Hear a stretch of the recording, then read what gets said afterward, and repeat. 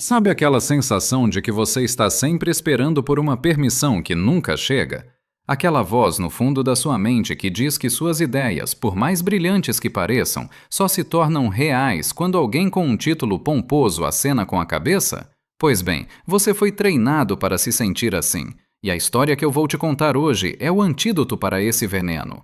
Você provavelmente já ouviu uma versão dessa história antes. Ela geralmente é vendida como algo inspirador, um daqueles contos de fadas intelectuais sobre o jovem prodígio encontrando o velho mestre. Dois titãs na mesma sala, uma tocha invisível passando de uma geração para outra. É uma narrativa quente, segura e, para ser honesto, completamente inútil. Essa versão foi desenhada para fazer você se sentir bem, não para te dar algo real. O que aconteceu de fato quando Richard Feynman e Albert Einstein dividiram uma sala em Princeton no outono de 1940 é algo muito mais desconfortável, muito mais cru e infinitamente mais poderoso. Porque o que ninguém te conta é o que Einstein se recusou a fazer, e porque essa recusa expôs uma mentira que ainda é contada para você hoje em cada sala de aula, em cada reunião de diretoria e em cada avaliação de desempenho que você já fez ou fará na vida. Antes de entrarmos naquela sala fria de Princeton, deixe-me dizer algo que o seu sistema educacional nunca teve a coragem de admitir. Você não é lento. Você não é incapaz. Você nunca foi o problema. O problema é o sistema. Ele foi construído deliberadamente para fazer pessoas inteligentes duvidarem de seu próprio raciocínio e olharem para cima em busca de validação. Se você passou décadas sentindo que suas ideias precisavam de um carimbo oficial para serem válidas, saiba que esse sentimento foi a resposta correta a uma configuração de mundo incorreta. Guarde isso na mente enquanto a cena se desenrola. O que Einstein fez naquela tarde foi uma demonstração direta de por que essa hierarquia da verdade é uma fraude.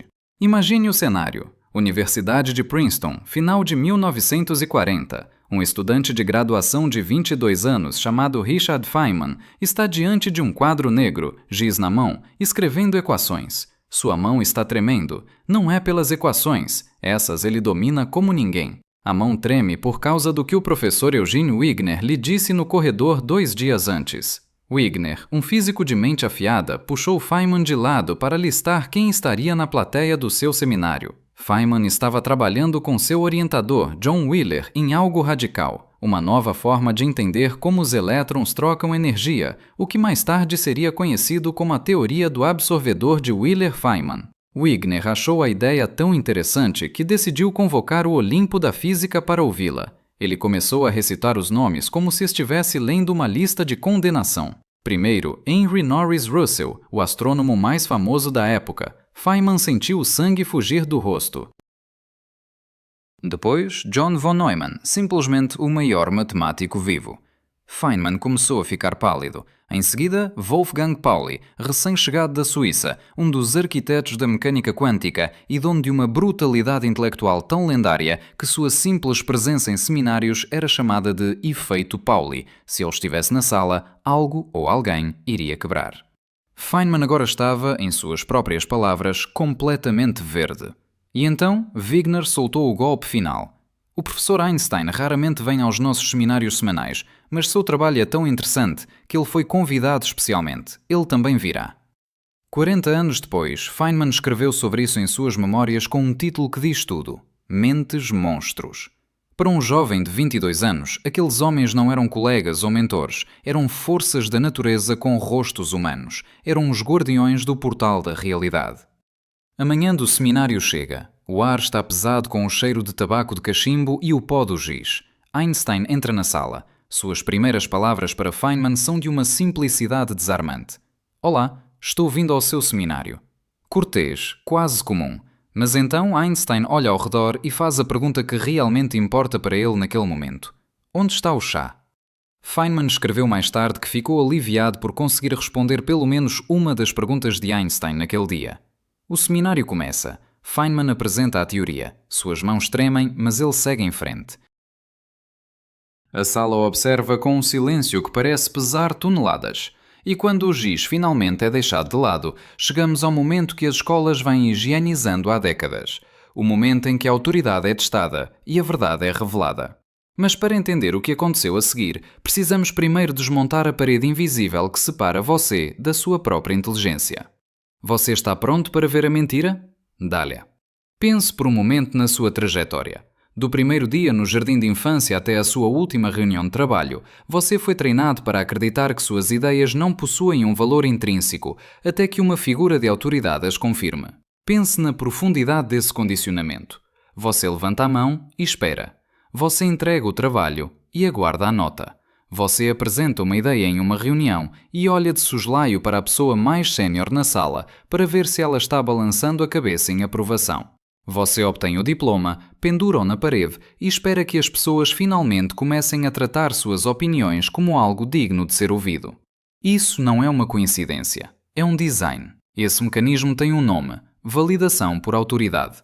É a regra invisível que diz que uma ideia não é real até que alguém com as credenciais certas carimbe o seu passaporte para a existência. As escolas construíram esse sistema deliberadamente, porque estudantes que precisam da aprovação de um professor para confiar no próprio pensamento são muito mais fáceis de gerenciar do que estudantes que não precisam. Pensadores obedientes permanecem em suas faixas. Eles completam as tarefas. Eles não questionam o currículo. Eles crescem e se tornam adultos que precisam da aprovação de um gerente, de um chefe, de um painel de especialistas ou de um revisor de pares antes de se comprometerem com aquilo que já sabem ser verdade. Você não nasceu precisando dessa aprovação. Ela foi instalada em você como um software de limitação. E a genialidade perversa desse sistema é que ele se parece com mérito, ele se parece com rigor, ele se parece com o processo adequado para avaliar ideias. Afinal, quem poderia argumentar contra a noção de que as pessoas mais qualificadas da sala devem dar sua opinião sobre novas teorias? Ninguém argumenta. É assim que o sistema sobrevive. Wolfgang Pauli entendia esse sistema perfeitamente. Ele não apenas operava dentro dele, ele o transformou em uma arma. E o que ele fez ao final do seminário de Feynman em Princeton em 1940 não foi uma crítica científica. Foi uma demonstração de como a máquina de validação por autoridade opera quando está em potência máxima. Para entender o que Einstein destruiu naquela tarde, você primeiro precisa entender precisamente o que Pauli estava construindo. O seminário termina. Feynman terminou de apresentar a teoria do absorvedor de Wheeler Feynman. Para quem não é da física, imagine que Feynman estava propondo algo que soava como magia negra, que as ondas eletromagnéticas não viajam apenas para o futuro, mas também para o passado, e que a interação entre partículas é uma espécie de conversa simétrica no tempo. É um trabalho estranho, radical, o tipo de trabalho que ou se torna fundamental ou é silenciosamente abandonado, e ninguém naquela sala sabia ainda qual seria o destino daquela teoria. Pauli se levanta. Em seu próprio relato, Feynman recorda que Pauli entregou sua crítica com sua característica brutalidade, listando objeção após objeção. Eu não acho que essa teoria possa estar certa por causa disso, disso e daquilo. Cada disso era um prego, cada daquilo era destinado a selar o caixão um pouco mais apertado. Pauli não estava apenas apontando falhas técnicas, ele estava desmantelando a confiança de um jovem de 22 anos diante das mentes mais brilhantes do planeta. E então, Pauli faz a jogada, o movimento de poder mais antigo na academia e no mundo corporativo. Ele se vira para o homem sentado ao seu lado, o cientista mais famoso da Terra, o autor da relatividade geral, o homem cujo nome se tornou sinônimo de gênio, e pergunta: "Você não concorda, professor Einstein? Pare aqui, respire, porque este momento não é sobre física, é sobre algo muito mais antigo e muito mais humano do que a física." O que Pauli acabou de fazer foi tentar emprestar a autoridade de Einstein para terminar o que seus próprios argumentos não conseguiram. Ele empilhou suas críticas na mesa e então buscou a maior arma da sala para martelá-las. Se Einstein acenasse, se Einstein dissesse, sim, eu concordo, essa teoria não pode estar certa, então a conversa estaria encerrada. Não por causa da lógica, não por causa das equações no quadro, mas por causa do nome. Este é o Polymove, e você já ouviu 1000 vezes em sua própria vida, mesmo que ninguém nunca tenha dado um nome a ele. É o colega sénior que contesta sua proposta em uma reunião e imediatamente olha para o chefe de departamento dizendo: "Você não concorda que essa abordagem tem problemas?" É o professor que destrói o argumento de um aluno e cita 3 autoridades sagradas para confirmar a demolição. É o painel de entrevista de emprego onde um entrevistador cético defere à pessoa mais experiente da sala para um veredito que encerra o assunto. A jogada funciona porque todos na sala, inclusive você, foram treinados para acreditar que ela é legítima. Parece que você está buscando uma segunda opinião de especialista. Na verdade, você está transformando a hierarquia em uma clava. Agora, a sala está em silêncio. O ar-condicionado de 1940, ou a falta dele, faz com que o suor de Feynman brilhe sob as luzes. Todos os olhares estão em Einstein. O jovem Feynman está pronto para ver seu trabalho de meses, talvez anos, ser incinerado por uma única palavra do mestre. Ele espera o golpe. Ele espera o veredito final que o mandará de volta para a mediocridade de quem tentou e falhou. A tensão é palpável, quase elétrica, e é aqui que a história que te contaram na escola diverge da realidade. Einstein faz uma pausa. Ele não se apressa. Ele olha para o quadro negro, olha para Feynman, e então solta um não longo, com aquele sotaque alemão carregado, um não deliberado, quase gentil. Mas o que vem depois desse não é a frase que as escolas nunca te ensinaram, a frase que contém a verdadeira lição sobre o que significa ser um pensador independente em um mundo de seguidores. Einstein não estava apenas discordando de Pauli, ele estava desmontando o próprio palco que Pauli tentou montar. E o que ele disse a seguir mudaria para sempre a forma como Feynman, e como você, deveria enxergar qualquer pessoa que se senta no topo de uma hierarquia. Você está pronto para ouvir o que um verdadeiro gigante faz quando tentam usá-lo como um carimbo de desaprovação? Dá-lhe. A sala de Princeton, que segundos antes parecia um tribunal pronto para uma execução sumária, tornou-se subitamente um laboratório de integridade. Einstein não se limitou a dizer não para contrariar Pauli. Ele proferiu a frase que deveria estar gravada na entrada de cada universidade, de cada centro de pesquisa e, principalmente, na porta de cada sala de reuniões, onde decisões são tomadas com base no ego. Acho apenas que seria muito difícil fazer uma teoria correspondente para a interação gravitacional. Só isso. Nem um centímetro a mais, nem um milímetro a menos. Ele não disse, esta teoria está errada. Ele não disse, concordo com as objeções do professor Pauli. Ele não lançou aquela condenação genérica que todos na sala, incluindo o jovem Feynman de 22 anos, estavam preparados para receber. Ele apontou uma preocupação específica, a gravidade, o seu campo, o território onde ele tinha algo realmente sólido a dizer. Todo o resto, silêncio. Em suas memórias, Feynman escreveu 4 palavras sobre o comportamento de Einstein naquele seminário que ele levou 40 anos para conseguir formular. Essas 4 palavras foram: ele foi muito tolerante. As escolas querem que você leia isso como um elogio à personalidade de Einstein, como se ele fosse apenas um velhinho legal. Não é um elogio. É uma observação clínica sobre uma disciplina intelectual de elite. Feynman reconheceu isso porque viu aquela disciplina operando em tempo real, sob pressão máxima, no único momento em que abandoná-la teria sido a coisa mais fácil que Einstein já fez. Aqui está a primeira coisa que esse momento revela, e é algo que ninguém na sua educação jamais teve a coragem de nomear. A jogada de Pauli foi uma tecnologia social, não uma ferramenta científica. A crítica em si, os disso e daquilo que Pauli listou, pode até ter sido válida no papel. Como o próprio Feynman notou mais tarde, a teoria acabou sendo insatisfatória quando tentaram estendê-la para a mecânica quântica. Pauli não estava errado em ter preocupações técnicas, mas no momento em que Pauli se virou para Einstein e perguntou: "Você não concorda?", no momento em que ele buscou a autoridade em vez do argumento, ele revelou que não confiava no próprio argumento para fazer o trabalho sozinho. E Einstein viu isso. Ele percebeu exatamente o que estava sendo pedido dele. Não a sua opinião, mas o seu nome. Não o seu raciocínio, mas o seu veredito de carrasco. Ele estava sendo convidado para ser um carimbo, não um pensador. E ele se recusou a desempenhar o papel. Isso é o que eu chamo de teste de pressão. É o primeiro modelo mental que essa história nos ensina. O teste de pressão é o que acontece quando uma pessoa poderosa em uma sala é solicitada não a pensar, mas a ratificar, não a analisar, mas a endossar por hierarquia.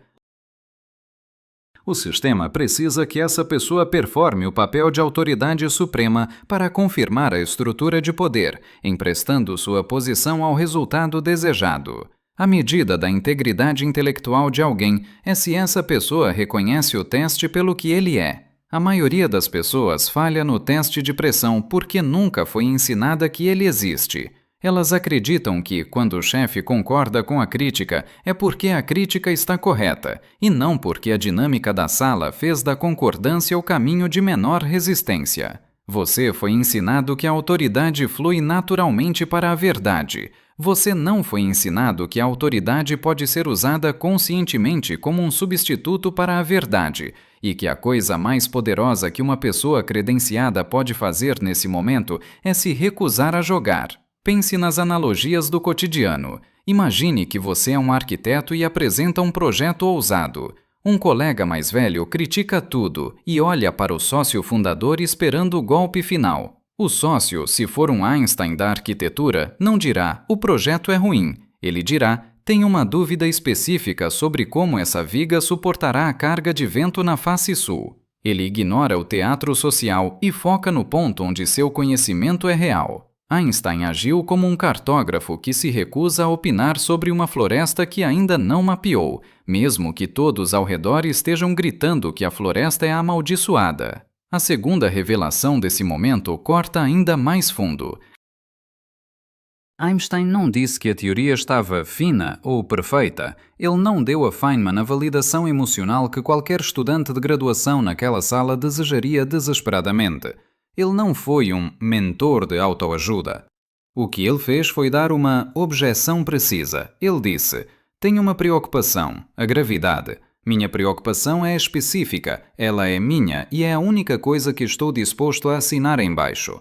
Isso é o oposto do que o sistema educacional te treinou para fazer. As escolas te treinaram para dar vereditos gerais. Essa abordagem é errada, esse método não funciona, essa estratégia vai falhar. Vereditos gerais dão uma sensação inebriante de poder porque soam completos, mas são, na verdade, preguiçosos. Eles reivindicam uma certeza que o falante não possui sobre territórios que ele não explorou totalmente. Einstein havia passado a década anterior lutando contra a própria mecânica quântica. Ele estava convencido, em um nível filosófico profundo, de que ela era incompleta. Ele discordava da interpretação probabilística da realidade. Ele tinha motivos de sobra para usar suas preocupações gerais como munição contra qualquer nova teoria que surgisse daquele campo, especialmente a de um jovem de 22 anos. E ainda assim, ele se recusou. Por quê? Porque ter uma discordância geral com uma direção não significa que você possa usar essa discordância como uma crítica válida para cada projeto específico. A posição intelectual honesta, a posição que Einstein manteve com uma disciplina em comum, é dizer apenas o que você pode realmente defender e manter o silêncio sobre todo o resto. Uma frase, uma preocupação, um território onde Einstein tinha algo real a dizer. Todo o resto, o catálogo completo de objeções de Pauli, as perguntas mais amplas sobre a viabilidade da teoria, o consenso crescente da sala de que o trabalho daquele jovem provavelmente não era a resposta final. Tudo isso foi deixado para que outras pessoas resolvessem em outros dias. A verdade desconfortável é que o sistema educacional faz exatamente o contrário. As escolas recompensam vereditos gerais confiantes. Elas premiam o aluno que consegue escrever a crítica mais abrangente, mesmo quando essa crítica é metade invenção, baseada em autoridade emprestada e na vaga confiança de quem leu o suficiente para parecer seguro. Feynman absorveu algo da precisão de Einstein naquela tarde que você pode rastrear diretamente pelo resto de sua vida intelectual. Décadas depois, em seu discurso de aceitação do Prêmio Nobel em 1965, Feynman descreveu seu trabalho separando cuidadosamente o que a teoria podia fazer do que ela não podia. Ele nomeou os limites, ele não tentou vender uma verdade absoluta, ele aplicou a mesma disciplina, a precisão sobre o geral. Mas a terceira coisa que essa tarde em Princeton revela é a que ninguém comenta, e é a que mais importa para a sua vida agora. E ela começa no exato momento em que Feynman saiu daquela sala sem o veredito que o mundo disse que ele precisava. Dália. Feynman saiu daquela sala em Princeton sem um veredito. O mestre não o tinha ungido. O gigante não tinha dito que sua teoria era a nova verdade do universo. Pelo contrário, Einstein tinha apontado uma falha potencial e Pauli tinha tentado enterrar o trabalho vivo. Pela lógica do sistema de validação por autoridade, o sistema no qual você e eu fomos criados, Feynman deveria ter saído dali arrasado. Sem endosso do topo, críticas pesadas de um gênio e fraquezas reconhecidas no trabalho. O veredito da sala foi, na melhor das hipóteses, inconclusivo, na pior, um fracasso educado. No entanto, Feynman saiu de lá tendo visto algo muito mais valioso do que um selo de aprovação. Ele saiu com o que eu chamo de confiança sem veredito. Esta é a terceira grande lição daquela tarde, e é a que o sistema educacional mais se esforça para esconder de você. A capacidade de continuar trabalhando em algo porque o trabalho em si é real, independentemente de as figuras de autoridade ao seu redor terem emitido ou não a sua bênção. Feynman não precisava que Einstein lhe dissesse que a teoria estava correta. Ele precisava entender por si mesmo onde a teoria funcionava e onde ela falhava. O seminário deu a ele uma peça real desse quebra-cabeça. A gravidade é um problema. Ótimo, isso é específico, isso é trabalhável, isso é algo que você pode levar de volta para o quadro negro. O que o sistema queria que ele levasse de volta para o quadro era o não de Einstein como uma sentença de morte. O que ele levou foi o método de Einstein como uma ferramenta de navegação. Anos depois, quando Feynman tentou colocar em palavras o que sentiu sobre Einstein, ele disse algo que as pessoas costumam confundir com modéstia. Einstein era um gigante. Sua cabeça estava nas nuvens, mas seus pés estavam no chão. Mas aqueles de nós que não são tão altos precisam escolher.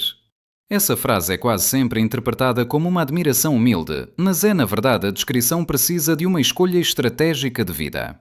Feynman estava dizendo que Einstein era o raro tipo de mente que conseguia operar nos dois níveis simultaneamente, as alturas teóricas abstratas e o solo concreto experimental. A maioria de nós não consegue fazer as duas coisas ao mesmo tempo. Então, se você tem que escolher, onde você planta seus pés?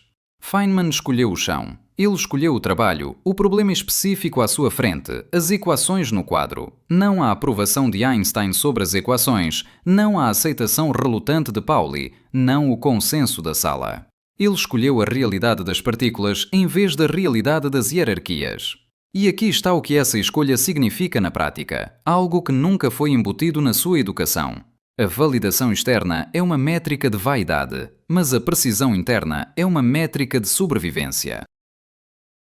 Pauli estava certo no sentido técnico. A teoria do absorvedor de Wheeler-Feynman nunca foi estendida satisfatoriamente para a mecânica quântica. O próprio Feynman admitiu isso. Ele passou anos tentando e não conseguiu resolver. Mas o fracasso não invalidou o projeto. Ele o redirecionou. O pensamento que Feynman desenvolveu dentro daquela estrutura, lutando com aqueles problemas específicos ao longo dos anos seguintes, alimentou diretamente o caminho que levou à eletrodinâmica quântica, QED, o trabalho que lhe rendeu o Prémio Nobel 25 anos depois. A aprovação da sala em Princeton em 1940 não teria mudado essa trajetória em um único grau. Se ele tivesse parado porque os monstros não o aplaudiram, a física moderna teria um buraco do tamanho de um Nobel.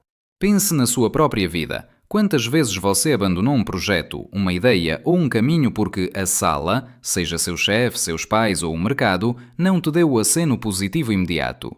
Nós fomos condicionados a confundir o silêncio da autoridade com a negação da realidade. Se ninguém importante disse que é bom, assumimos que é ruim. É como se estivéssemos em uma corda bamba, olhando o tempo todo para o juiz na arquibancada para saber se ainda estamos equilibrados, em vez de sentirmos a corda sob nossos próprios pés.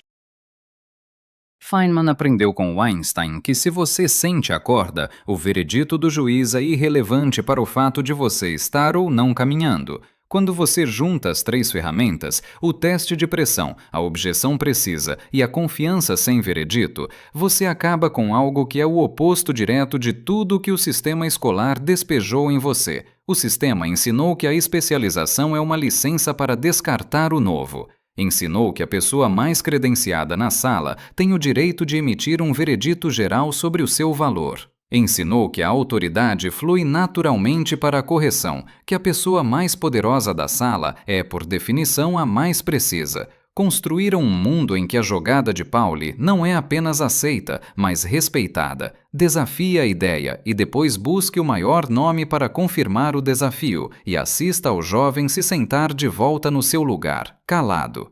Einstein não fez nada disso. O que ele modelou naquela frase mansa com sotaque alemão foi algo que o sistema escolar nunca foi capaz de ensinar porque isso mina a própria autoridade do sistema. Coragem intelectual real não é defender suas próprias ideias contra ataques. Qualquer pessoa teimosa ou narcisista consegue fazer isso. Coragem intelectual real é o que Einstein demonstrou, a recusa de emprestar seu nome para uma rejeição que você não conquistou por conta própria, mesmo quando a sala inteira está esperando que você faça exatamente isso.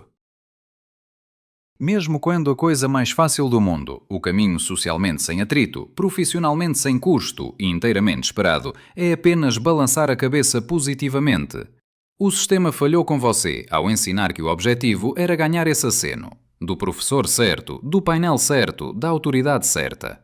O sistema falhou ao fazer o aceno parecer o ponto final, como se a ideia só se tornasse real quando alguém importante a confirma. Mas Feynman nunca aceitou essa premissa. O que ele viu naquela tarde foi o ser humano mais autoritário da Terra demonstrando que a autoridade é uma escolha, não um mecanismo automático.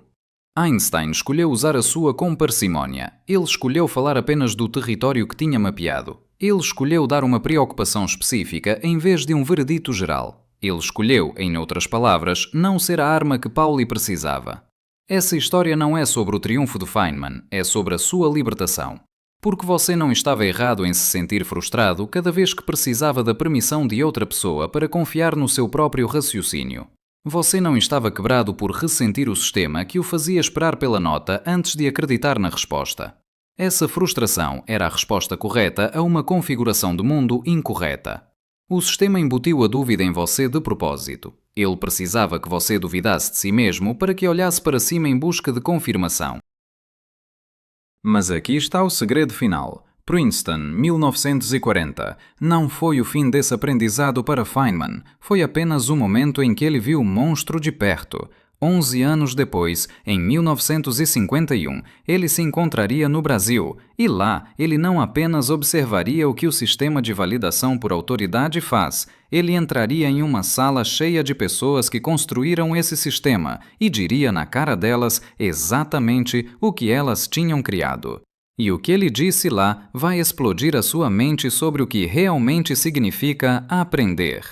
Dália. Em 1951, 11 anos depois daquele seminário em Princeton que mudou sua vida, Richard Feynman aterrissou no Rio de Janeiro. Ele não veio apenas para as praias ou para o samba, que ele adorava, ele veio para ensinar física. Mas o que ele encontrou nas salas de aula brasileiras foi a versão industrial do que ele tinha visto Pauli tentar fazer em Princeton. Ele encontrou um sistema de educação que tinha se tornado uma fábrica de papagaios de luxo. Feynman observou alunos que conseguiam recitar, palavra por palavra, a definição técnica de triboluminescência. Eles sabiam os termos em latim, as fórmulas complexas e os nomes dos autores, mas, quando ele perguntava o que acontecia se você esmagasse um torrão de açúcar no escuro com um alicate, nenhum deles sabia que veria um clarão de luz azulada, que é exatamente a triboluminescência. Eles conheciam o rótulo, mas não conheciam a coisa.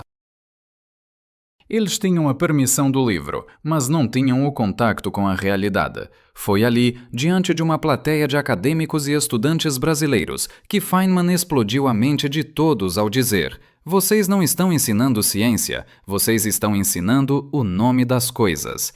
Ele percebeu que o sistema de validação por autoridade, aquele mesmo que Pauli tentou usar contra ele, tinha vencido a batalha na educação básica. O sistema tinha ensinado àqueles jovens que a verdade estava no veredito do professor ou no texto do manual, e não no experimento que acontecia bem na frente de seus olhos. A experiência de Princeton em 1940 foi o diagnóstico. A experiência no Brasil em 1951 foi a prova de que a doença era sistêmica. Agora, pare por um segundo e olhe para a sua própria vida. Quantas definições de triboluminescência você carrega na cabeça sem nunca ter esmagado o açúcar? Quantas vezes você aceitou um veredito geral sobre a sua carreira, sobre o seu talento ou sobre a sua capacidade, simplesmente porque a pessoa que o emitiu tinha um título mais pomposo que o seu? A lição de Einstein e Feynman em Princeton não é apenas uma curiosidade histórica para físicos nerds. É o seu manual de guerrilha intelectual para navegar em um mundo que tenta, a cada segundo, convencer você de que sua inteligência é um empréstimo que pode ser revocado a qualquer momento pela autoridade de plantão. O teste de pressão que Einstein desativou com um simples não é algo que você enfrenta toda segunda-feira de manhã, quando um gerente tenta encerrar uma discussão criativa citando as diretrizes da empresa, sem explicar a lógica por trás delas. Ele está fazendo o polymove.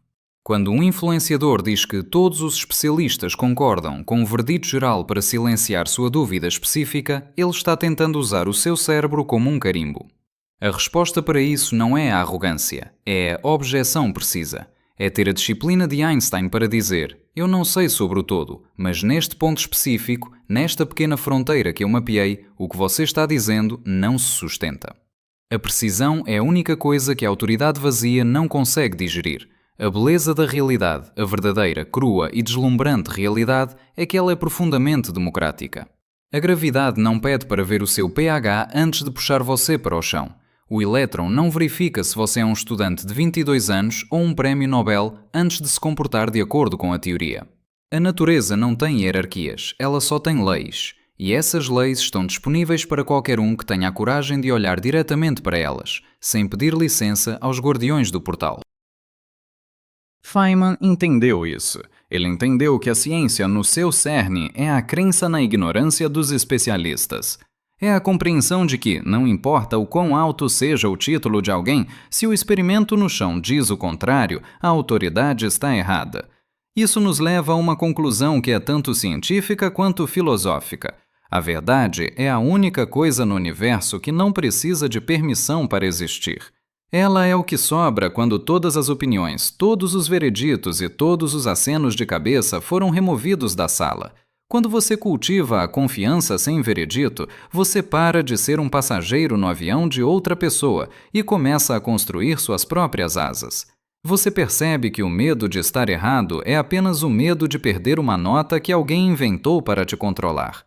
Feynman e Einstein nos deixaram um mapa, mas não um mapa de respostas, e sim um mapa de postura.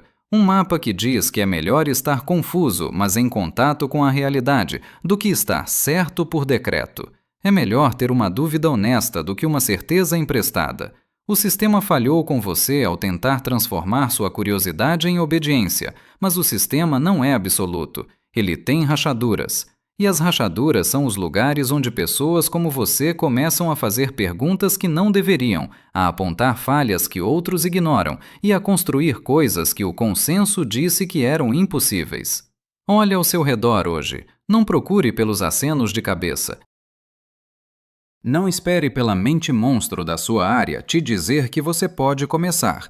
Olhe para as suas equações, olhe para o seu trabalho, olhe para o açúcar sendo esmagado no escuro. A luz que você vai ver ali não depende da aprovação de ninguém, ela simplesmente brilha. E, no final das contas, essa é a única validação que realmente conta. A realidade é linda, assustadora e infinitamente complexa, mas ela é sua, ela sempre foi, eles apenas esqueceram de te contar. Se você está cansado de viver sob a sombra dos vereditos alheios e quer aprender a ver o mundo como ele realmente é, sem filtros, sem permissões e com a precisão de quem não tem medo de olhar para o chão enquanto todos olham para o mestre, inscreva-se. Aqui nós não entregamos carimbos de aprovação, nós entregamos as ferramentas para você construir sua própria verdade. Até a próxima, no próximo quadro negro da realidade.